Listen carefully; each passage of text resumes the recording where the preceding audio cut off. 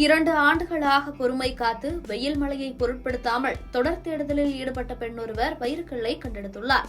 இது தொடர்பான தகவலும் போட்டோவும் வைரலாகியுள்ளது. இதுதான் பொறுமைக்கு கிடைக்கும் பரிசா என்று பலரும் சிலாகித்து வருகின்றனர். என்ன நடந்தது என்று விரிவாக பார்க்கலாம்.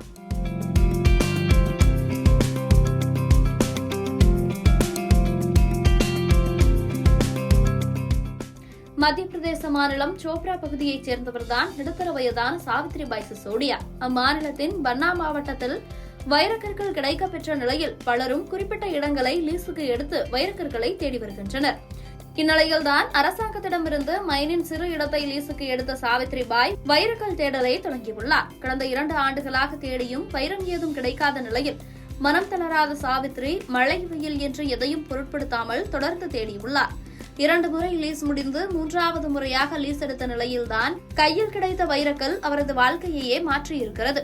ஆம், நீண்ட தேடலுக்கு பிறகு 2.69 கேரட் வைரக்கல்லை தேடி கண்டுபிடித்துள்ளார் சாவித்ரி. தொடர்ந்து அரசாங்க அலுவலகத்தில் கொண்டு தந்தபோது அதனை பரிசோதித்த அதிகாரிகள் அது வைரம் என்பதை உறுதிப்படுத்தியுள்ளனர். மேலும் வைரக்கல் ஏலம் விடப்பட்டு அதில் கிடைக்கும் தொகை சாவித்திரியிடம் ஒப்படைக்கப்படும் என்று தெரிவிக்கப்பட்டுள்ளது. அரசாங்க வரி போக மீதி பணம் சாவித்திரிக்கு சென்று சேரும் என்றும் கூறப்படுகிறது.